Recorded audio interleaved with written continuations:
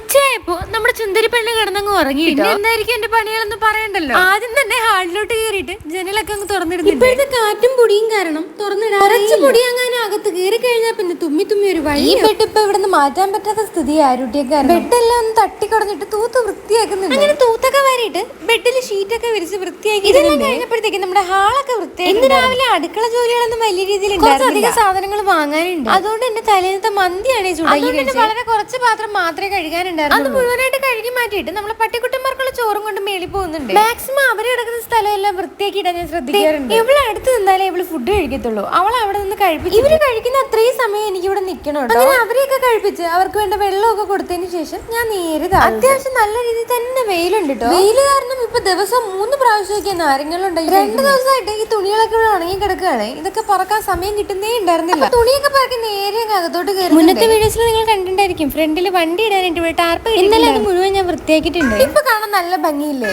അവർക്ക് ഫുഡ് കൊണ്ടുപോയ പാത്രമൊക്കെ റൈസ് കുക്കറിലോട്ട് അരി ഇറക്കി വെച്ച് ഞാൻ പോയി കുളിക്കാൻ പോകും. എല്ലാ ജോലിയും തീർത്ത് കഴിഞ്ഞിട്ട് നല്ലതുപോലെ തലയിൽ എണ്ണയൊക്കെ തേച്ചിട്ട് കുളിയും പാസ്സാക്കി ഏട്ടിന് പുറത്തു പോകാനായിട്ട് ഗേറ്റ് തുറക്കാൻ പറഞ്ഞിട്ടുണ്ടായിരുന്നു. അങ്ങനെ പോയി ഗേറ്റൊക്കെ തുറന്നു കൊടുത്തിട്ട് ഞങ്ങൾ ഇനി വന്നു. അപ്പൊ ഇന്നത്തെ വീഡിയോ ഇത്രയും ഇഷ്ടപ്പെട്ട ചാനൽ സബ്സ്ക്രൈബ് സപ്പോർട്ട് ചെയ്യാൻ മറക്കല്ലേ.